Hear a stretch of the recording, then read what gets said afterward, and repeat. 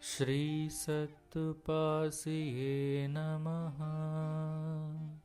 ಶ್ರೀ ಗುರುಗೀತಾ. ಬ್ರಹ್ಮ ವಿಷ್ಣು ಶಿವಾತ್ಮಕ ಸ್ವರೂಪರಾಗಿರುವ ಸದ್ಗುರುವನ್ನು ಅಪಾರವಾದ ಭಕ್ತಿ ಶ್ರದ್ಧೆಯಿಂದ ಪೂಜಿಸಬೇಕು. ಶ್ಲೋಕ 53.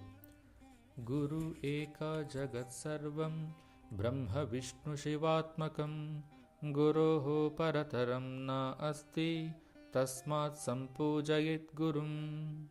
ಅನುವಾದ. ಸಮಸ್ತ ಬ್ರಹ್ಮಾಂಡಕ್ಕೆ ಗುರುವು ಬ್ರಹ್ಮ ವಿಷ್ಣು ಶಿವಾತ್ಮಕ ಸ್ವರೂಪರಾಗಿರುವರು. ಗುರುವಿಗಿಂತ ಶ್ರೇಷ್ಠವಾದದ್ದು ಮತ್ತೊಂದಿಲ್ಲ. ಹಾಗಾಗಿ ಸದ್ಗುರುವನ್ನು ಅಪಾರವಾದ ಭಕ್ತಿ ಶ್ರದ್ಧೆಯಿಂದ ಪೂಜಿಸಬೇಕು. ಭಾವಾರ್ಥ. ಸಮಸ್ತ ಬ್ರಹ್ಮಾಂಡದಲ್ಲಿ ನಡೆಯುವ ಸೃಷ್ಟಿ, ಪೋಷಣೆ, ಲಯ ಎನ್ನುವ ಕಾರ್ಯಗಳನ್ನು ತ್ರಿಮೂರ್ತಿಯರು ನಡೆಸುವರು. ಬ್ರಹ್ಮನಿಂದ ಸೃಷ್ಟಿಯಾಗುತ್ತಿದೆ, ವಿಷ್ಣುವಿನಿಂದ ಪೋಷಣೆ ಮಾಡಲ್ಪಡುತ್ತದೆ ಮತ್ತು ಶಿವನಿಂದ ಲಯವಾಗುತ್ತಿದೆ. ಹಾಗಾಗಿ ಸಮಸ್ತ ಜಗತ್ತು ಬ್ರಹ್ಮ ವಿಷ್ಣು ಶಿವಸ್ವರೂಪ. ಗುರುವು ಸಹ ತ್ರಿಮೂರ್ತಿ ಸ್ವರೂಪರು. ಶ್ರೀ ಗುರುವು ಭಕ್ತನ ಹೃದಯದಲ್ಲಿ ಜ್ಞಾನವನ್ನು ಸೃಷ್ಟಿಸುತ್ತಿರುವರು. ಜ್ಞಾನವನ್ನು ವೃದ್ಧಿ ಮಾಡುತ್ತಾ ರಕ್ಷಿಸುತ್ತಿರುವರು. ಆ ಜ್ಞಾನಕ್ಕೆ ಅಡ್ಡಬರುವ ಅಜ್ಞಾನವನ್ನು ಕತ್ತರಿಸಿ ನಾಶ ಮಾಡುತ್ತಿರುವರು. ಮಾನವನ ಹತ್ತಿರ ಇರುವ ಐಶ್ವರ್ಯ, ಭೋಗಭಾಗ್ಯ, ಪ್ರತಿಷ್ಠೆ, ಬಂಧು ಬಾಂಧವರು, ಸ್ನೇಹಿತರು, ಭವನಾದಿಗಳು ಮೋಕ್ಷಕ್ಕೆ ಸಹಕರಿಸುವುದಿಲ್ಲ. ಆತ್ಮಜ್ಞಾನವನ್ನು ಕೊಡಲು ಸಾಧ್ಯವಿಲ್ಲ.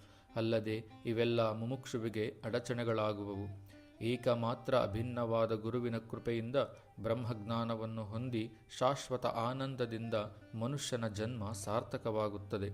ಹಾಗಾಗಿ ಸಮಸ್ತ ಬ್ರಹ್ಮಾಂಡದಲ್ಲಿ ಗುರುವಿಗಿಂತ ಶ್ರೇಷ್ಠವಾದದ್ದು ಮತ್ತೊಂದಿಲ್ಲ. ಅಂಥ ಮಹಾತ್ಮರಾದ ಗುರುವಿಗೆ ಶರಣಾಗತರಾಗಿ ಅಪಾರವಾದ ನಂಬಿಕೆ, ವಿನಯತೆ, ವಿಧೇಯತೆ, ಶ್ರದ್ಧಾ ಭಕ್ತಿಯಿಂದ ಆರಾಧಿಸಬೇಕು ಎಂದು ಪರಮೇಶ್ವರನು ಪಾರ್ವತೀದೇವಿಗೆ ತಿಳಿಸುತ್ತಿರುವನು. ಪರಮಹಂಸ ಸದ್ಗುರು ಶ್ರೀ ಸತ್ತುಪಾಸಿ ಉವಾಚ. ಜಗತ್ತಿಗೆ ಗುರುವಾಗಿ ಮೊದಲು ಅವತರಿಸಿದವನೇ ದತ್ತನು. ಬ್ರಹ್ಮ ವಿಷ್ಣು ಮಹೇಶ್ವರ ಮೂವರ ಅಗಮ್ಯ ಅಂಶವು ಒಂದಾಗಿ ಒಂದೇ ದೇಹದಲ್ಲಿ ಮೂಡಿ ಬಂದವನೇ ದತ್ತನು. ಅವನು ಜಗತ್ತಿನ ಅಜ್ಞಾನವನ್ನು ಕಳೆಯಲಿಕ್ಕೆ ಬಂದಂಥ ಅವತಾರ ಪುರುಷನು.